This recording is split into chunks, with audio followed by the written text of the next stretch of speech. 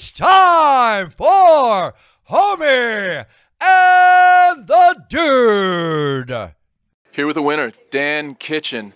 This was one that was. I wonder how much you've had this in your mind when it was announced on the calendar. Yeah, so me and Jack were supposed to be matched in October, I believe, for the last show. Unfortunately, Jack pulled out for whatever his own reasons. So yeah, it was good to match again for this show. It's been a year since I last fought. I've meant to have 3 fights in the lineup. One with Jack, one in London, weighed in, faced off, but the show got cancelled. And then due in February as well, but unfortunately I got COVID about 4 weeks before the fight, so I've only just really started feeling better from that. So yeah, it feels good. A year out hasn't really changed anything. So Yeah, so a year out, you stepped back in and it felt comfortable? yeah, extremely comfortable. I don't do training camps, I train all year round.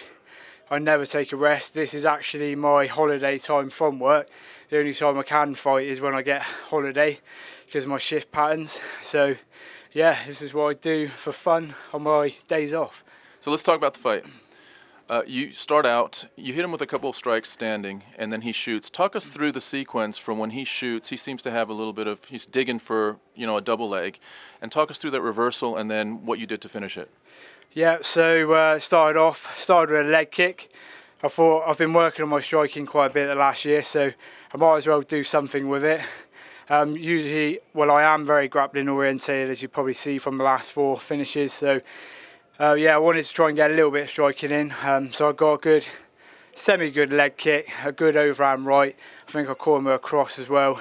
He did catch me with, I think it was meant to be a kick, but it sort of felt like a knee, but whatever. He went in for the double leg.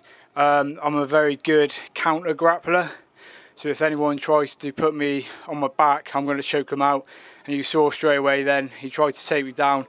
I knew I was going to be stronger, I'm the bigger man, so took his back, choked him out. Once he had his arm stuck, that was it. It was only a matter of time, and then I got the finish. Yeah, I noticed the arm stuck. So you could have gone for a body triangle, but you choose to keep that leg pinning that arm. Was that part of the tactic? So I knew I had a good grip around his neck. I was underneath his chin, so I didn't have to worry too much about getting the body triangle. Because we were quite close to the cage, trying to get the body triangle for me would have been a little bit difficult. I was pretty satisfied with the amount of control that I did have. I did go one way to get the choke. That was more of like a mandible crush. He wasn't going to tap for that. I could see that he was resisting that quite well. So I switched to the other side, sunk it under his chin, and then got the finish. Yeah, and so you get the finish. Jack Beasley is a quality opponent. How does it feel now to be 4-1? It feels absolutely great, and they're all from finishes. So, and the last 3 in the first round. So it's great, yeah, I feel really good. So you're on a little bit of a run right now. I'm definitely on a run, yeah, and I feel either a title shot next or a couple more fights, I don't mind. As long as I can get time off work, I'm game.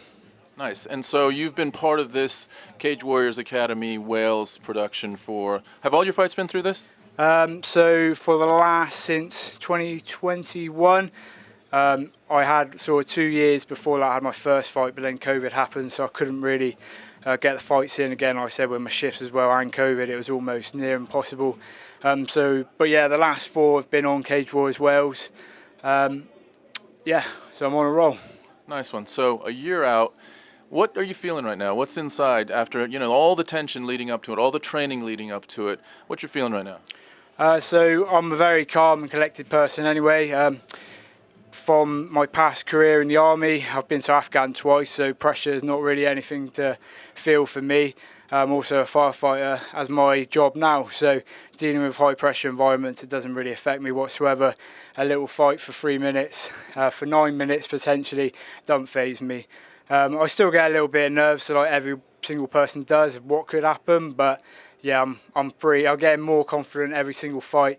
The last fight I felt it, this fight I didn't really feel the nerves at all. Maybe sort of about half an hour before the fight, but then as soon as I get myself into that zone, then that's it. Anyone stood in front of me is getting choked out or stopped. All right, any shout outs for Lions Den? Yeah, just thanks to all the team. Everyone knows who they are. Bank BJJ as well. Every single person that I was trained with, grappled with, has prepared me for this. Everyone at home watching on the live stream as well. Everyone who came to watch. Thank you so much. It means a lot to me. Dan Kitchen, 4-1 from Lions Den. Well done, mate. Thank you.